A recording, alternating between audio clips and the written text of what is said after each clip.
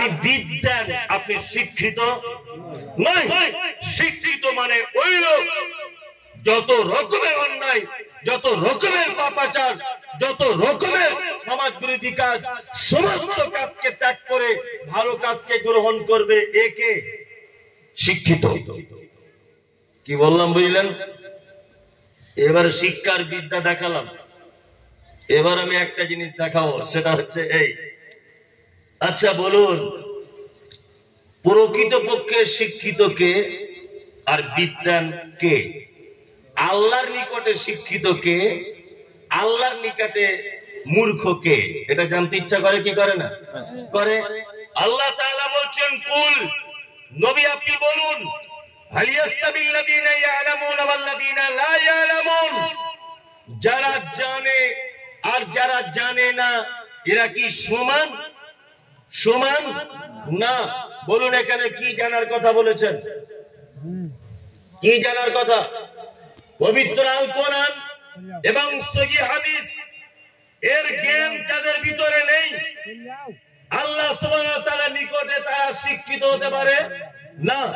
যাদের ভিতরে দ্বীনের জ্ঞান আছে তারা শিক্ষিত। আল্লাহ সুবহানাহু ওয়া তাআলা এই কথা বলছেন। মুহাম্মদ সাল্লাল্লাহু আলাইহি ওয়াসাল্লামকে আল্লাহ তাআলা আরো বলছেন, কুল হাল ইয়াস্তাবিল আমা ওয়াল বাসীর ওয়াজ যুলুমাতি ওয়ান নূর, নবী আপনি বলুন, অন্ধ লোক আর চোখওয়ালা লোক এরা দুজন কি সমান?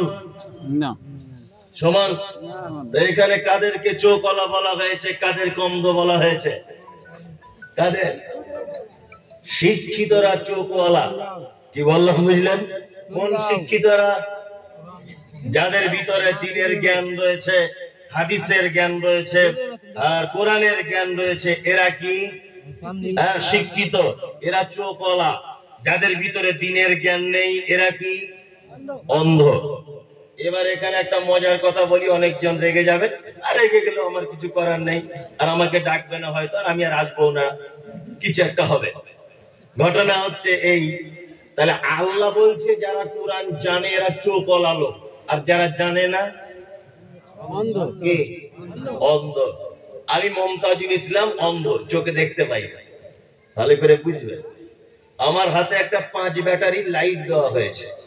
আমার পিছনে এই যে ভাই সাহেব বসে আছেন, ওর বাড়ি হচ্ছে কুচবিহার ধরে না, তা ও দেওনাপুরে এসেছে, তা আমার হাতে একটা 5 ব্যাটারি লাইট দিয়ে যদি বলে যে এই লোকটাকে একটু পাকা রাস্তা পর্যন্ত পৌঁছে দাও তো, আচ্ছা বলুন, আমি অন্ধ, আমার পক্ষে লাইট নিয়ে ওকে পৌঁছানো সম্ভব না। যাওয়ার সময় হয়তো কোন রকম ওর ভরসাতে গেলাম হাতটা ধরে, আসবো কি করে ও চলে যাওয়ার পর? আমি তো অন্ধ। তাহলে অন্ধ লোকের লাইটের কোনো কাজ আছে? আচ্ছা না। 5 ব্যাটারি লাইট দেওয়া মানে এটা বোকামি, তাই না?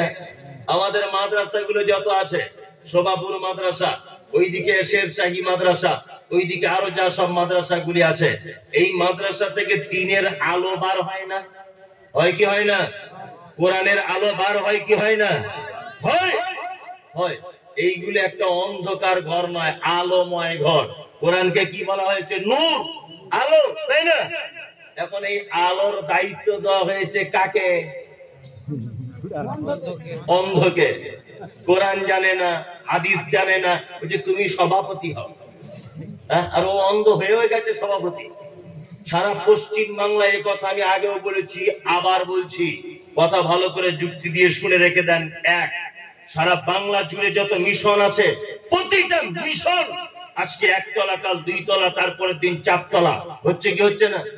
আর আপনি মাদ্রাসাগুলোর দিকে তাকিয়ে দেখুন, গরুর গাড়ির মতো ধিক ধিক ধিক। আগে পায়খানা ঘরে দরজা ছিল, এখন দরজা ছাড়াই।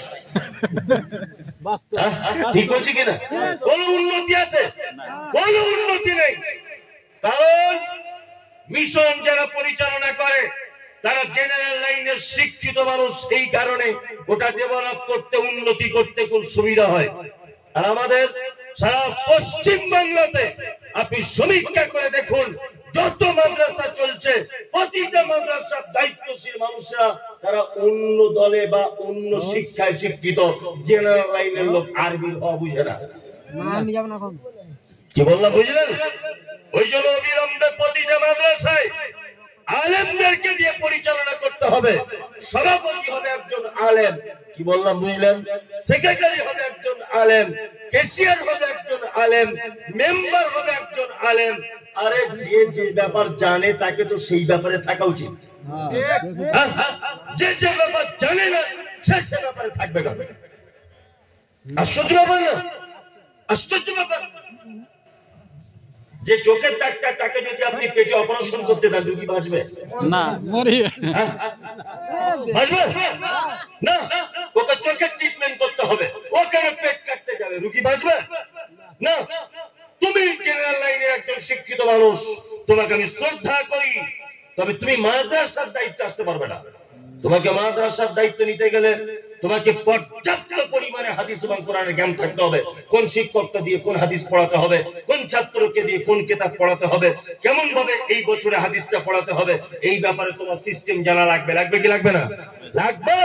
তবে উন্নতি করা সম্ভব, তাছাড়া সম্ভব হবে না। এইবার আমি আপনাদেরকে বলছি, শিক্ষিত মানুষদের মর্যাদা কতটা এটা জানা লাগবে। বলি তাহলে